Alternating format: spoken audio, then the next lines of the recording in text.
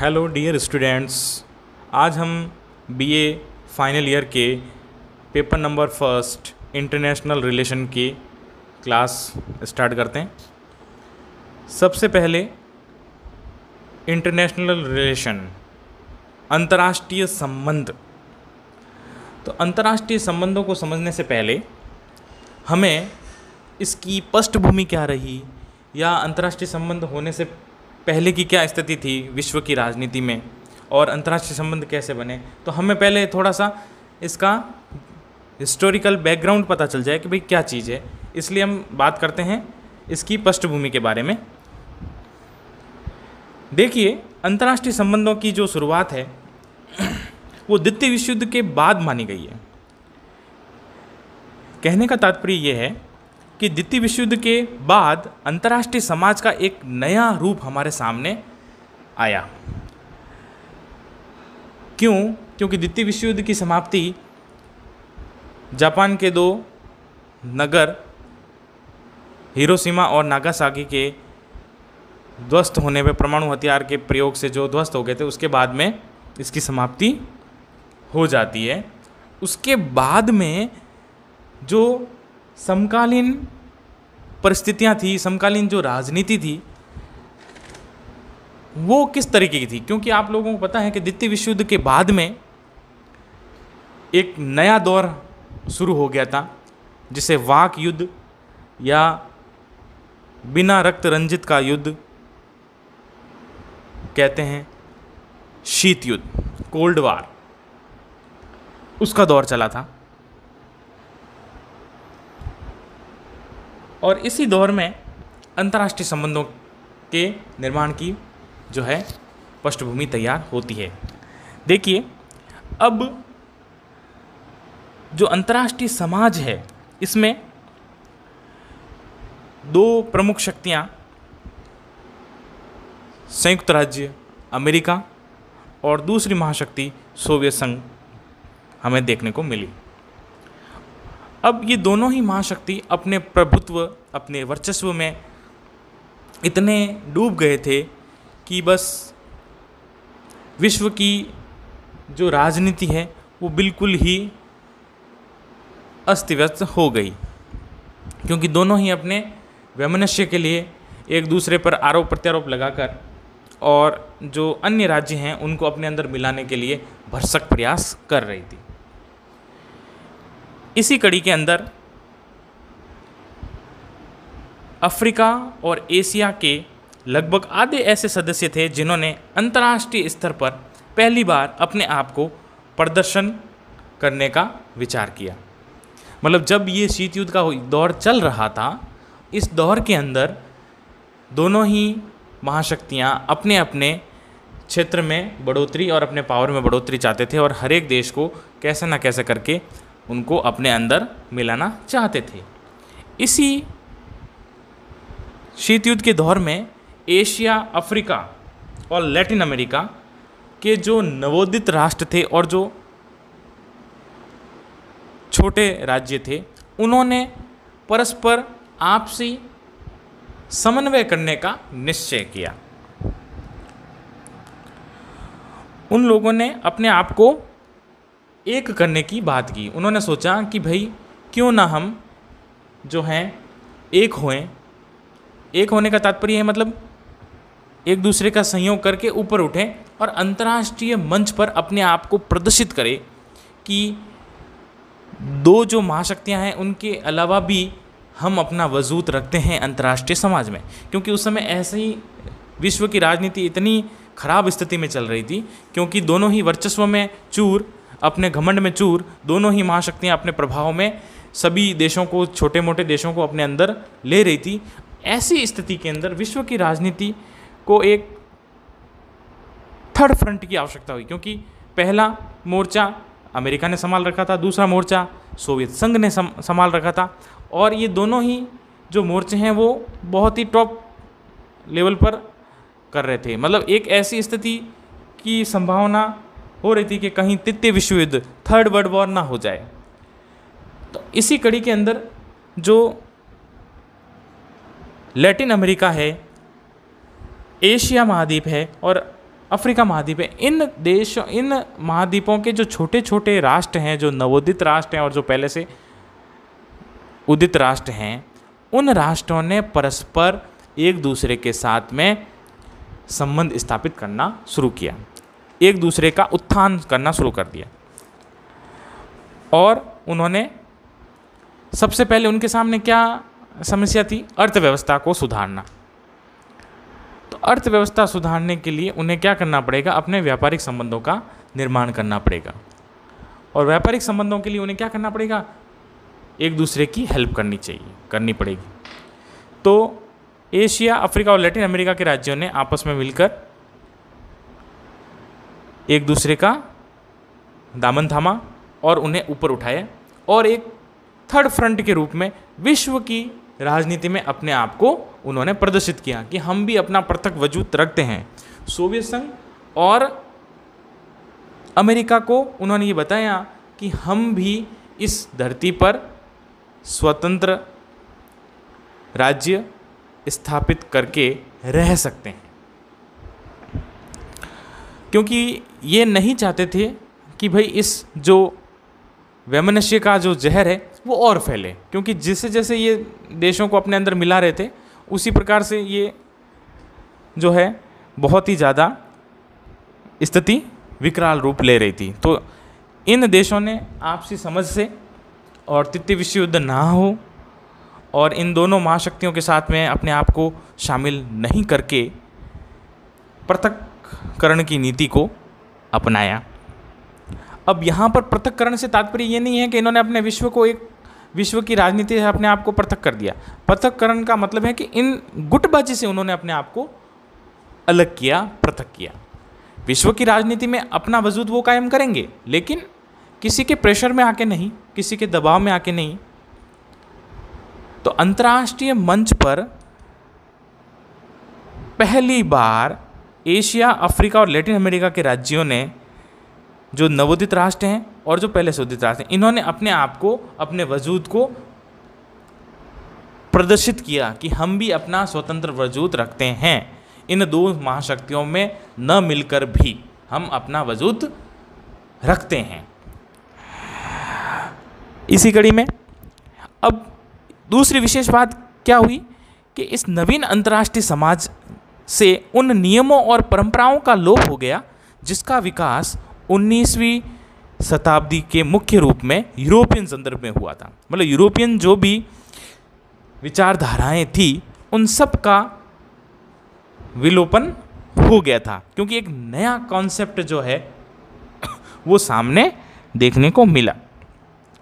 तो in Asia, Africa और Latin America के जो नवोदित राष्ट्रों ने मिलकर जो थर्ड फ्रंट बनाया और विश्व की राजनीति में अपने आप को इन्होंने प्रदर्शित किया कि हम भी अपना वजूद रखते हैं, तो ज्ञान की एक नई शाखा का विकास हुआ। और ज्ञान की इसी नई शाखा को राजनीति शास्त्री जेरेमी बेंथम ने इसे अंतर्राष्ट्रीय संबंधों का नाम दिया। अंतर्राष्ट्रीय संबंधों में न केवल विभिन्न देशों के विदेशी मामलों का अध्ययन किया जाता है, इसके साथ साथ अंतर्राष्ट्रीय इतिहास का भी अध्ययन किया जाता है। देखिए मेरे प्यारे विद्यार्थियों, अंतर्राष्ट्रीय संबंध, देखिए इंटरनेशनल रिलेशन, इसका शुरुआत कैसे हुई? आपसी संबंधों को प्रगाढ़ करने के लिए, मजबूत करने के लिए। तो इसका जो बेस है वो क्या रहा? सहयोग। आप दूसरे देश का सहयोग कर रहे हो, उसको उत्थान कर रहे हो, तो आप उसको हेल्प कर रहे हो और आप उसको ऊपर उठा रहे हो। आपका इसमें कोई निजी स्वार्थ नहीं है, आप उसको ऊपर उठा रहे हो, उस देश को ऊपर उठा रहे हो, तो वो भी आपकी हेल्प करेगा। तो संयोग पर आधारित, मतलब अंतर्राष्ट्रीय संबंधों की नींव जो है वो संयोग पर रखी गई है। अब अंतर्राष्ट्रीय संबंधों में किन किन चीज़ों का हम अध्ययन करते हैं? जैसा कि मैंने अभी बताया आपको कि विभिन्न देशों के विदेशी मामलों का अध्ययन हम अंतर्राष्ट्रीय संबंधों में करते हैं, और इसके साथ साथ हम अंतर्राष्ट्रीय राजनीति के इतिहास का भी अध्ययन करते हैं कि भाई प्रथम विश्व युद्ध में क्या रहा, अंतर्राष्ट्रीय राजनीति का क्या रहा, द्वितीय विश्व युद्ध में क्या रहा, और शीतकालीन शीत युद्ध जो चल रहा था तत्कालीन परिस्थिति में विश्व की राजनीति क्या चल रही है, उन सब का अध्ययन भी हम अंतर्राष्ट्रीय संबंधों में करते हैं। और इसके साथ अंतर्राष्ट्रीय समाज और उससे संबंधित संस्थाओं का भी अध्ययन हम अंतर्राष्ट्रीय संबंधों में करते हैं। मतलब केवल दो देशों के विदेशी मामलों का ही नहीं, इसमें दोनों देशों के इतिहास का भी अध्ययन करते हैं, और अंतर्राष्ट्रीय लेवल पर कोई संस्था बनी है तो उसका भी अध्ययन हम इसके अंतर्गत करते हैं। कहने का तात्पर्य ये है कि अंतर्राष्ट्रीय संबंधों का जो क्षेत्र है वो बड़ा ही व्यापक है। ठीक है, अब बात करते हैं अंतर्राष्ट्रीय संबंधों के अर्थ और परिभाषा पर। अंतर्राष्ट्रीय संबंधों का अध्ययन केवल राजनीतिक विषयों तक ही सीमित नहीं है, बल्कि इसमें सांस्कृतिक, धार्मिक, आर्थिक, मनोवैज्ञानिक और सामाजिक संबंधों को भी शामिल किया गया है। देखिए, जैसा मैंने आपको बताया कि अंतर्राष्ट्रीय संबंधों का जो स्कोप है, जो सब्जेक्ट एरिया है, वो बड़ा है। क्यों? क्योंकि इसमें केवल राजनीतिक फैक्टर को भी नहीं जोड़ा गया, इसमें कल्चर को भी जोड़ा गया है, धर्म को भी जोड़ा गया है, इकोनॉमी को भी जोड़ा गया है, साइकोलॉजिकल को भी जोड़ा गया है और सोशल को भी जोड़ा गया है। मतलब इतने सारे संबंधों को जोड़ा गया है। और जैसा कि मैंने आपको बताया कि अंतर्राष्ट्रीय संबंधों की नींव किस पर रखी गई है? सहयोग पर। ये विशेष बात है। इसी कड़ी में आधुनिक राजनीति शास्त्री हॉटमैन क्या कहते हैं अंतर्राष्ट्रीय संबंधों के बारे में? देखिए कि अंतर्राष्ट्रीय संबंध अध्ययन की दृष्टि से अंतर्राष्ट्रीय संबंध उन प्रक्रियाओं पर केंद्रित है जिसके द्वारा प्रत्येक राज्य अपने राष्ट्रीय हितों का दूसरे राज्यों के हितों के साथ समन्वय यानी कोऑर्डिनेशन स्थापित करता है। बड़े ही सुंदर शब्दों में हॉटमैन ने कहा कि एक देश अपने राष्ट्रीय हितों का दूसरे देश के राष्ट्रीय हितों के साथ में परस्पर समन्वय करने की चेष्टा करता है।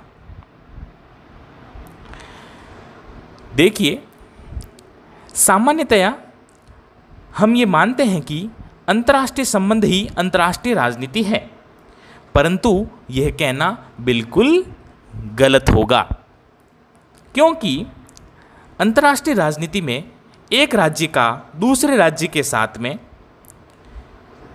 परस्पर राजनीतिक संबंध स्थापित होते हैं, और एक देश का दूसरे देश के साथ में जब राजनीतिक संबंध स्थापित होते हैं तो उसे हम अंतर्राष्ट्रीय राजनीति कहते हैं। मेरे प्रिय विद्यार्थियों, एक बात ध्यान रखना, राजनीति विज्ञान में जहाँ राज्य शब्द प्रयुक्त किया गया है उसका मतलब है देश, राष्ट्र से है। ठीक है, तो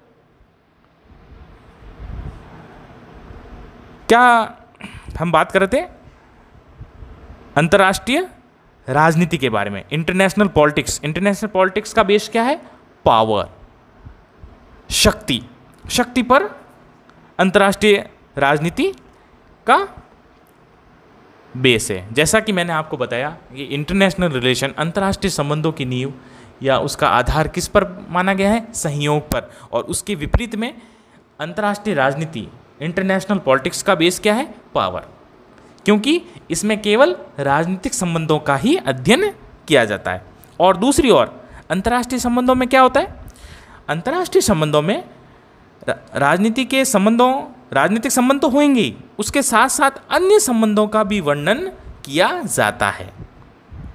और अन्य संबंध कौन कौन से हैं? जैसा कि मैंने आपको पहले बताया, सांस्कृतिक संबंध भी हो सकते हैं, धार्मिक संबंध भी हो सकते हैं, आर्थिक संबंध भी हो सकते हैं, मनोवैज्ञानिक संबंध भी हो सकते हैं, और इसके साथ में एक देश के दूसरे देश के सामाजिक संबंध भी हो सकते हैं। तो इतने सारे संबंध होने के कारण ये क्या हो गया? एक व्यापक विषय बन गया। अतः ये अंतर्राष्ट्रीय संबंध कहलाएगा। देखिए, अब बात कर लेते हैं हम अंतर्राष्ट्रीय संबंध और अंतर्राष्ट्रीय राजनीति में क्या अंतर है। अंतर्राष्ट्रीय राजनीति और अंतर्राष्ट्रीय संबंधों में अंतर क्या है, इससे ये क्लियर हो जाएगा आपको कि भाई दोनों एक नहीं है, अलग है, ठीक है ना। क्योंकि जब हम अंतर्राष्ट्रीय संबंधों की बात करते हैं तो हम पॉलिटिकल साइंस के स्टूडेंट हैं, तो हमें ये पूरा ज्ञान होना चाहिए कि भाई पर्टिकुलर क्या चीज़ क्या है और क्या क्या है। तो अंतर्राष्ट्रीय राजनीति क्या है और अंतर्राष्ट्रीय संबंध क्या है, क्योंकि बहुत से लोग इसको एक मानते हैं, लेकिन ऐसा नहीं है। हम राजनीति विज्ञान के स्टूडेंट हैं तो हमें हर चीज़ बारीकी से हर चीज़ का ज्ञान होना चाहिए। तो जैसा कि मैंने आपको बताया कि वो अंतर्राष्ट्रीय संबंध जो है वो संयोग पर आधारित है, उसका बेस संयोग रहा है, और अंतर्राष्ट्रीय राजनीति जो है वो पावर यानी कि शक्ति पर आधारित रहा है। दूसरा अंतर क्या है दोनों में। अंतर्राष्ट्रीय राजनीति है उसका क्षेत्र सीमित है, क्योंकि इसमें केवल राजनीतिक संबंध है, तो इसका क्षेत्र क्या हो गया, छोटा हो गया। और इसके वर्सेस में जो है अंतर्राष्ट्रीय संबंध है तो उसका क्षेत्र व्यापक है। क्यों? क्योंकि उसके अंदर मैंने अभी बताया आपको कि सांस्कृतिक संबंध भी आ जाएंगे, धार्मिक संबंध भी आ जाएंगे, व्यापारिक संबंध भी आ जाएंगे, मनोवैज्ञानिक संबंध भी आ जाएंगे और सामाजिक संबंध भी आ जाएंगे। इस प्रकार उसका जो सब्जेक्ट एरिया है वो क्या हो गया, बड़ा हो गया। तीसरा अंतर क्या है कि अंतर्राष्ट्रीय राजनीति का अर्थ जो है वो संकुचित है, छोटे अर्थों में प्रयुक्त किया जाता है, और जबकि अंतर्राष्ट्रीय संबंधों में क्या होता है, इसमें व्यापक विषय और व्यापक अर्थ में इसका प्रयोग किया जाता है। चौथा अंतर देखिए, अंतर्राष्ट्रीय राजनीति का जो अध्ययन है उसका जो स्वरूप है वो थॉटिकल बेसिस पे है, सैद्धांतिक स्वरूप में है, लेकिन अंतर्राष्ट्रीय संबंधों में तत्कालीन घटना प्रधान कह सकते हैं और व्यवहारिक कह सकते हैं और ऐतिहासिक कह सकते हैं। अंतर्राष्ट्रीय संबंधों का अध्ययन क्षेत्र जो है वो घटना प्रधान है, तत्कालीन घटना कैसी घटती है तो उस देश के साथ में कैसा संबंध स्थापित होगा, और व्यवहारिक होगा जो वास्तविक संबंध होगा जो हमें दिखेगा, और ऐतिहासिक होगा। इसके साथ साथ अगला जो अंतर है, अंतर्राष्ट्रीय राजनीति में अंतर्राष्ट्रीय व्यवहार को समझने का प्रयास किया जाता है तथा सिद्धांतों की खोज पर बल दिया जाता है, लेकिन अंतर्राष्ट्रीय संबंधों में क्या होता है कि अंतर्राष्ट्रीय संबंधों में अंतर्राष्ट्रीय व्यवहार को समझने तथा परखने जैसी कोई बात ही नहीं होती। क्यों? आप किसको परखोगे, किसको? जब आप एक दूसरे से सहयोग कर रहे हो, आप उसको पूरा ऑब्जर्व कर रहे हो उस देश को, उस देश के आप बिल्कुल अच्छे से उसको समझ रहे हो, तभी तो आप उसको सहयोग कर रहे हो। तो यहाँ पर समझने की परखने की जैसी कोई बात ही नहीं है, लेकिन यहाँ पर अंतर्राष्ट्रीय राजनीति में क्या है, हर चीज़ को परखा जाएगा, हर चीज़ को समझा जाएगा, क्योंकि यहाँ पर राजनीतिक विषय है अंतर्राष्ट्रीय राजनीति में, ठीक है ना।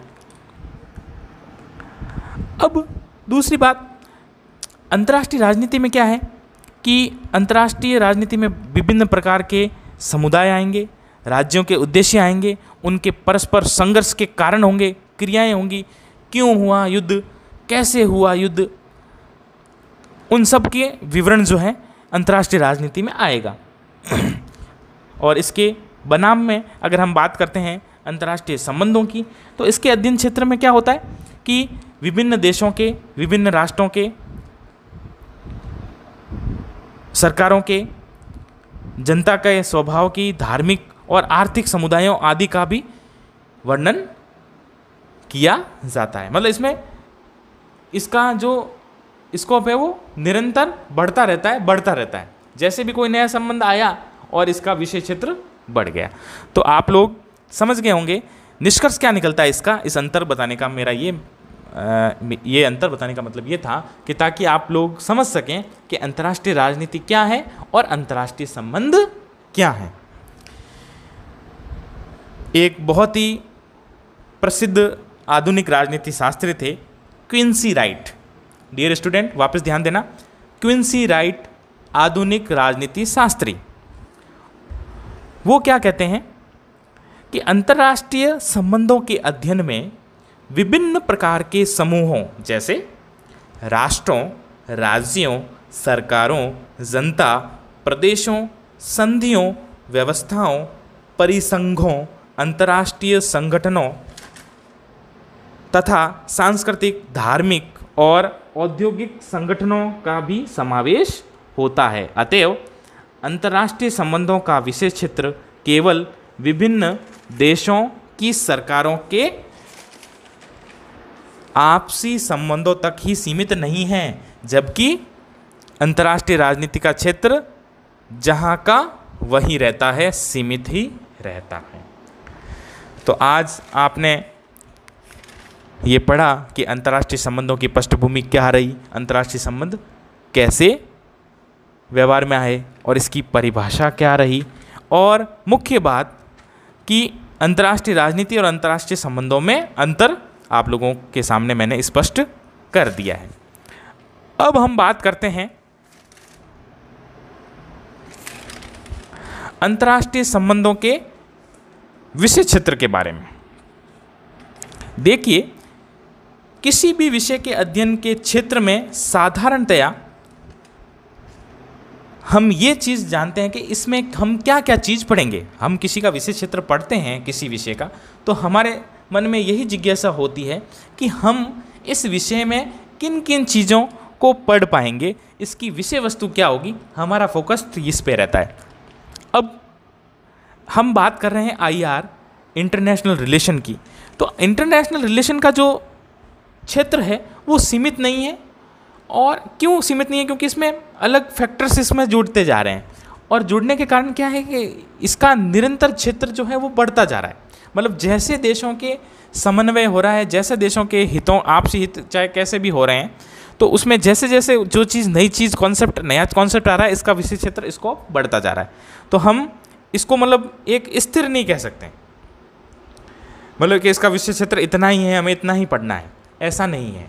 अंतर्राष्ट्रीय संबंधों में हम जितना पढ़े उतना कम है, क्योंकि नित नई चीज़ इसमें जुड़ती जा रही है। कोई नई संधि हुई या कोई नया हित इसके साथ जुड़ गया, कोई नया फैक्टर जुड़ गया, तो इसका क्षेत्र और बढ़ जाएगा। तो अंतर्राष्ट्रीय संबंधों को हम अगर स्कोप की बात करें तो ये बहुत ही टेढ़ी खीर है, क्योंकि अंतर्राष्ट्रीय संबंधों का जो क्षेत्र है उसको हम समझा नहीं सकते हैं। समझा नहीं सकते का मतलब ये नहीं है कि आप इसको नहीं समझ सकते हैं। समझने का मतलब ये है कि भाई ये स्थिर नहीं है, अस्थिर है। मतलब इसके साथ में कोई ना कोई नई नई चीज़ें, नया नया कॉन्सेप्ट जुड़ता जा रहा है, और ये क्या है, बढ़ता ही जा रहा है कंटिन्यूसली। अब देखिए, हम बात करते हैं अंतर्राष्ट्रीय राजनीति और अंतर्राष्ट्रीय संबंधों में अंतर मैंने स्पष्ट कर ही दिया है। अब मैं बात कर रहा हूँ पामर और पाकिन्स की। पामर और पाकिन्स जो है आधुनिक राजनीति शास्त्र के प्रसिद्ध राजनीति शास्त्री हैं। इन्होंने अपनी पुस्तक इंटरनेशनल रिलेशन में ये बताया है कि अंतर्राष्ट्रीय संबंधों का अध्ययन विश्व समाज के निर्माण का अध्ययन है। बहुत ही सुंदर शब्दों में पामर और पाकिन्स ने कहा कि अंतर्राष्ट्रीय संबंधों का अध्ययन विश्व समाज के निर्माण का अध्ययन है। अंतर्राष्ट्रीय संबंधों का क्षेत्र अत्यंत विस्तृत है, क्योंकि इसकी अध्ययन सामग्री पर कोई सीमा ही नहीं है। मैंने आपको बताया था अभी कि इसका जो क्षेत्र है उसमें नई चीज़, स्कोप के अंदर नई चीज़ आती रह रही है, तो ये बढ़ता जा रहा है। तो कोई सीमा ही नहीं है, इसके अध्ययन सामग्री की कोई सीमा नहीं है, हर चीज़ इसमें ऐड हो रही है। फिर भी कुछ विद्वानों ने अंतर्राष्ट्रीय संबंधों के क्षेत्र में कुछ विवेचना करने का प्रयास किया। डियर स्टूडेंट्स, इन विद्वानों का जरूर ध्यान देना, क्योंकि इन्होंने इसके स्कोप को समझाने का प्रयास किया। उन विद्वानों में सबसे पहले क्लास नॉर, विद्वान नंबर फर्स्ट क्लास नॉर, विद्वान number second Woodward ED. Students वापस ध्यान से सुनना, वुडवार्ड ईडी। और तीसरे प्रमुख राजनीति शास्त्री थे ग्रेसन किक, ग्रेसन किक। और चौथे प्रमुख राजनीति शास्त्री जिन्होंने अंतर्राष्ट्रीय संबंधों का क्षेत्र की विवेचना की, उनका नाम था विंसेंट बेकर। पुनः दोहरा रहा हूँ, Klaus Nor, Woodward Ed, Grayson Kick और विंसेंट बेकर। इन लोगों ने एक बहुत ही सुंदर प्रयास किया इसके सब्जेक्ट एरिया को समझाने का। आधुनिक समय में अंतर्राष्ट्रीय संबंधों के क्षेत्र में अंतर्राष्ट्रीय संस्थाएं युद्ध व शांति, राष्ट्रीय हित, राष्ट्रीय शक्ति, विश्व समाज का निर्माण, शक्ति का संतुलन कैसे रखा जाए, सामाजिक परिदृश्य, साम्राज्यवाद, उपनिवेशवाद और अंतर्राष्ट्रीय संधियां, अंतर्राष्ट्रीय आदर्श और आर्थिक तत्वों की विवेचना अंतर्राष्ट्रीय संबंधों के अंतर्गत की जाती है। और इसके साथ साथ अंतर्राष्ट्रीय सहयोग, स्टूडेंट ध्यान रखना, और इसके साथ साथ क्या है, अंतर्राष्ट्रीय सहयोग, अंतर्राष्ट्रीय न्याय, अंतर्राष्ट्रीय राजनीति में नए राष्ट्रों का उदय, पूंजीवाद और साम्यवादी व्यवस्थाओं के जो संघर्ष और शीत युद्ध इत्यादि का भी अध्ययन हम इसमें करते हैं। जैसा कि मैंने आप लोगों को बताया था कि शीत युद्ध के समय जो तत्कालीन परिस्थिति थी, उस परिस्थिति के अनुसार ही ज्ञान की एक नवीन शाखा जो जेरेमी बेंथम द्वारा अंतर्राष्ट्रीय संबंध नाम दिया गया, वो व्यवहार में आई। तो शीत युद्ध के समय ही इस चीज़ का आई, क्योंकि आपको पता है कि संयुक्त राज्य अमेरिका जिसकी पूंजीवादी व्यवस्था थी और सोवियत संघ जिसकी साम्यवादी व्यवस्था थी, तो इन दोनों में परस्पर संघर्ष की स्थिति चरम सीमा पर थी। तो ऐसी स्थिति में अंतर्राष्ट्रीय राजनीति को पटरी पर कैसा लाया जाए और विश्व की राजनीति को एक नया आयाम कैसे दिया जाए, इसके लिए IR यानी इंटरनेशनल रिलेशन की शुरुआत की गई। अब देखिए, तो ये तो था इसका विषय क्षेत्र। देखिए, अब बात करते हैं हम अंतर्राष्ट्रीय संबंधों को हम दो प्रकार से समझ सकते हैं। देखिए, अंतर्राष्ट्रीय संबंध का हम नेचर देखें, इसकी प्रकृति क्या है। तो देखिए, अगर हम इसका नेचर का अध्ययन करना चाहते हैं तो सबसे पहले हमें दो चीज़ सामने देखने को मिलती है। वो क्या चीज़ है कि अंतर्राष्ट्रीय संबंधों का दो स्वरूप हमें देखने को मिलेगा। एक स्वरूप वो जो पूरा कलात्मक है, कला के रूप में, और दूसरा वो है जो एक स्वायत्त, एक स्वतंत्र अध्ययन विषय के रूप में है। तो इसका जो नेचर है, प्रकृति है, वो दो प्रकार से हमें देखने को मिलती है। तो पहला क्या है, जो कला के रूप में है। आइए हम बात करते हैं अंतर्राष्ट्रीय संबंधों के कला के रूप में उसका स्वरूप कैसा है। देखिए, किसी भी ज्ञान को व्यवहारिक जीवन में लाना ही कला है। देखिए मेरे प्यारे विद्यार्थियों, कि कोई भी ज्ञान है उसको हम व्यवहार में कैसे लाएंगे, वही कला है। एक प्रकार से संपूर्ण अंतर्राष्ट्रीय समाजों को एक ऐसी कला कहा जा सकता है जिसे विभिन्न राष्ट्रीय सरकारों के संचालन और राजनीतिक राज्यों के बीच संघर्ष के रूप में, या कह सकते हैं असंयोगात्मक संबंधों को आगे बढ़ाने के लिए प्रयोग में लाते हैं। एक प्रकार से अंतर्राष्ट्रीय संबंधों को अनेक कलाओं से मिलकर बनी एक महान कला कह सकते हैं, क्योंकि इसमें बहुत सारे, मैंने बताया आपको, बहुत सारे फैक्टर्स इसमें हैं, तो इसमें सभी को हमने जोड़ा गया है। तो अंतर्राष्ट्रीय संबंध एक क्या है, एक महान कला है, क्योंकि इसमें कोई संकीर्ण कलाओं का समावेश नहीं है, जैसे कूटनीति और युद्ध जैसे मामले। मैंने आपको पहले ही बताया कि अंतर्राष्ट्रीय संबंधों की जो नींव है वो संयोग है, ठीक है ना। तो यहाँ पर हम एकदम साफ सुथरी बात कर रहे हैं, एकदम क्लीन, नीट एंड क्लीन, क्योंकि अंतर्राष्ट्रीय संबंध किस पर डिपेंड करता है, डिप्लोमेसी पे, कूटनीति पे, युद्धों पर, पावर पर। तो वहाँ पर चीज़ अलग हो जाती है। लेकिन अंतर्राष्ट्रीय संबंध क्या है, परस्पर संयोग। एक राष्ट्र जैसा कि मैंने आपको बताया था कि हॉटमैन ने क्या कहा कि एक राष्ट्र का दूसरे राष्ट्र के साथ के परस्पर हित, राष्ट्रीय हितों का समन्वय। एक राष्ट्र का दूसरे राष्ट्र के साथ में परस्पर हितों का संबंध है, हितों से एक दूसरे के साथ जुड़ रहे हैं, प्रेम से जुड़ रहे हैं, संयोग से जुड़ रहे हैं और अपने देश को उत्थान के लिए जुड़ रहे हैं। तो उनका एक अच्छा उद्देश्य लेके वो चल रहे हैं। अब कला के बारे में कई प्रकार के विचार हमारे सामने आ सकते हैं। कुछ विद्वानों ने इसे दर्शन का नाम दिया है। जब कोई कला अधिक समय तक विकसित हो जाती है तो उसमें संबंधित दर्शन का भी धीरे धीरे विकास हो जाता है। देखिए, कोई भी सब्जेक्ट है वो कला के अंदर रहता है तो धीरे धीरे उसके अंदर दर्शन, दार्शनिक व्यू जो है वो ज़्यादा बढ़ जाता है। तो वो विषय क्या बन जाता है, फिर सैद्धांतिक स्वरूप ले लेता है। जैसा कि मैंने आपको अंतर में बताया था कि सैद्धांतिक स्वरूप हमें देखने को मिलता है जब हम किसी के बारे में, कलात्मक रूप के बारे में, जैसा हम राजनीति विज्ञान के संदर्भ में हम जब बात करते हैं कि दो प्रकार की धाराएं होती है, आदर्शी और आनुभाविक।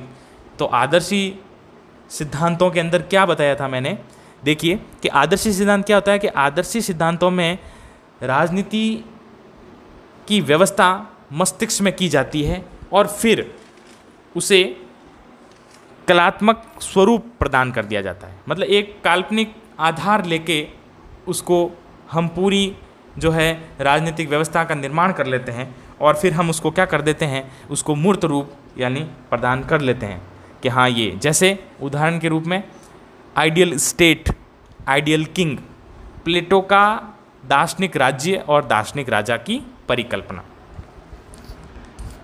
ठीक है, तो ये तो था इसका कलात्मक स्वरूप।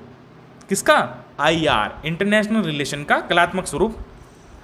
अब हम बात करते हैं अंतर्राष्ट्रीय संबंधों का दूसरा स्वरूप क्या है, एक स्वायत्त अध्ययन विषय के रूप में। डियर स्टूडेंट, देखिए अंतर्राष्ट्रीय संबंधों को एक स्वायत्त विषय के रूप में, एक स्वतंत्र शाखा के रूप में कैसे प्रयोग में लाया गया। आज हम BA फाइनल ईयर के फर्स्ट पेपर के रूप में इसको पढ़ रहे हैं, एक विषय के रूप में, राजनीति विज्ञान के एक प्रमुख शाखा के रूप में इसको पढ़ रहे हैं। तो उसके पीछे का क्या रहस्य है वो मैं आपको बताता हूँ। देखिए, सन 1919 में वेल्स विश्वविद्यालय, डियर स्टूडेंट ध्यान देना, अमेरिका के वेल्स विश्वविद्यालय में सन 1919 में अंतर्राष्ट्रीय संबंधों के संदर्भ में वेल्स विश्वविद्यालय में प्रोफेसर पोस्ट का निर्माण किया गया और इस पोस्ट पर, प्रोफेसर पोस्ट जो है उस पर सबसे पहले बैठने वाले इतिहास के सुप्रसिद्ध विद्वान अल्फ्रेड जर्मन थे। विद्यार्थियां ध्यान देना, अल्फ्रेड जर्मन जो IR के फर्स्ट प्रोफेसर बने और उन्होंने यह कहा था कि उनके शब्दों में कि शैक्षणिक दृष्टि से अंतर्राष्ट्रीय संबंध स्पष्ट रूप से एक पृथक विषय नहीं है, इसकी कोई एक निश्चित पाठ्य सामग्री भी नहीं है, यह एक विषय न होकर कई विषयों का समूह है। यह समूह जिन विषयों से बना है वे विषय इस प्रकार हैं: कानून, अर्थशास्त्र, राजनीति शास्त्र, भूगोल तथा इसी प्रकार के अन्य विषय, किंतु इनका पूर्ण रूप से निर्धारित करना संभव नहीं होगा। कि अंतर्राष्ट्रीय संबंध जो है वो कई विषयों का समूह, अल्फ्रेड जर्मन ने बड़े ही सुंदर शब्दों में इसका डिफाइन किया कि ये कई विषयों का कई विषयों का समग्र रूप है। इसमें कानून भी आ जाएगा, क्योंकि अंतर्राष्ट्रीय संबंधों की बात है तो अंतर्राष्ट्रीय कानून भी आ जाएंगे, अंतर्राष्ट्रीय अर्थव्यवस्था भी आ जाएगी, अंतर्राष्ट्रीय राजनीति भी आ जाएगी और ज्योग्राफी भी आ जाएगी इसके अंतर्गत। अब बात करते हैं अंतर्राष्ट्रीय संबंधों का ज्ञान की एक स्वायत्त शाखा के रूप में अध्ययन करने के लिए सर्वप्रथम सन 1919 में अलग से प्राचार्य पद की स्थापना की गई। कहाँ की गई थी स्टूडेंट्स? वेल्स विश्वविद्यालय में। और इस पद पर क्रमशः सबसे पहले किनको प्रोफेसर बनाया गया था? Alfred German. और दूसरे प्रोफेसर बने थे चार्ल्स वेबस्टर। डियर स्टूडेंट ध्यान देना कि वेल्स विश्वविद्यालय में सबसे पहले IR को एक विषय के रूप में, एक स्वतंत्र विषय के रूप में चुना गया और उन्हें अपने पाठ्यक्रम में जोड़ा गया।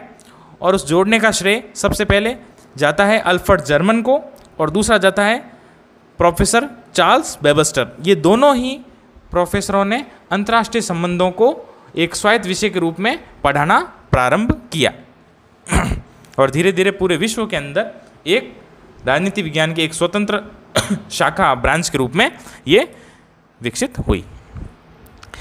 द्वितीय विश्व युद्ध तक अंतर्राष्ट्रीय संबंधों का अध्ययन एक पृथक अथवा स्वायत्त ज्ञान शाखा के रूप में प्रतिष्ठित नहीं हो सका, क्योंकि द्वितीय विश्व युद्ध तक तो इसके बारे में किसी को कोई पता ही नहीं था। इसका प्रादुर्भाव कहाँ से होता है? शीत युद्ध के समय में। शीत युद्ध के समय में जो विश्व की राजनीति जो बिल्कुल बिखर गई थी, जो एकदम चौपट सी हो गई थी, उसको पटरी पे कौन लाया? ये IR, इंटरनेशनल रिलेशन। तो देखिए, जब विश्व की राजनीति इस तरीके से बिखर जाती है या कोई इस तरीके की समस्या आ जाती है, तो बुद्धिजीवी जो वर्ग हैं, जो इसको समेकित करके इसको एक वापस जो बिगड़ी हुई चीज़ है उसको वापस सुधारने का काम बुद्धिजीवी वर्ग का है। तो अंतर्राष्ट्रीय राजनीति के कारण जो पूरी विश्व की राजनीति चौपट हो गई थी, उस चौपट राजनीति को एकदम वापस व्यवस्थित रूप से एकदम पटरी पर लाने का श्रेय जो है वेल्स विश्वविद्यालय को जाता है, जो अमेरिका में स्थित है। और इसके जो प्रथम प्रोफेसर पद को सुशोभित करने वाले अल्फ्रेड जर्मन और द्वितीय चार्ल्स वेबस्टर ने इसको एक स्वायत्त विषय के रूप में पढ़ना और पढ़ाना प्रारंभ किया और विश्व की राजनीति को बताया कि इस प्रकार से जो है आप जो है विश्व के अंदर शांति, सुरक्षा और व्यवस्था बनाए रखें।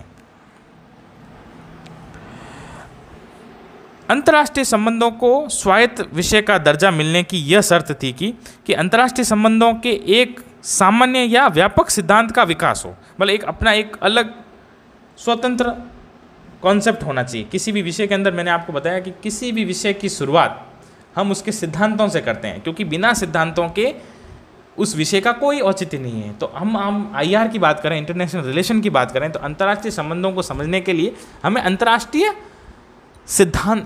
राजनीति के सिद्धांतों की समझना पड़ेगा। और उसके अंतर्गत हम ये देखेंगे कि अंतर्राष्ट्रीय संबंधों में हम क्या पढ़ना चाहिए हमें और क्या नहीं पढ़ना चाहिए। तो इस प्रकार से इसका नेचर हम देख सकते हैं अंतर्राष्ट्रीय संबंधों का। पहला कला के रूप में और दूसरा एक स्वतंत्र स्वायत्त विषय के रूप में।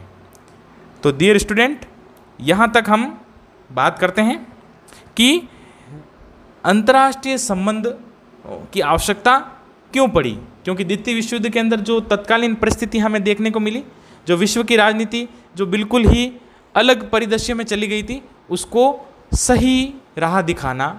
तो इन बुद्धिजीवी राजनीतिक शास्त्रियों, जो आधुनिक राजनीति शास्त्री हैं, इन्होंने एक अलग ढंग से इसको प्रदर्शित करके विश्व की राजनीति को सही राह दिखाया।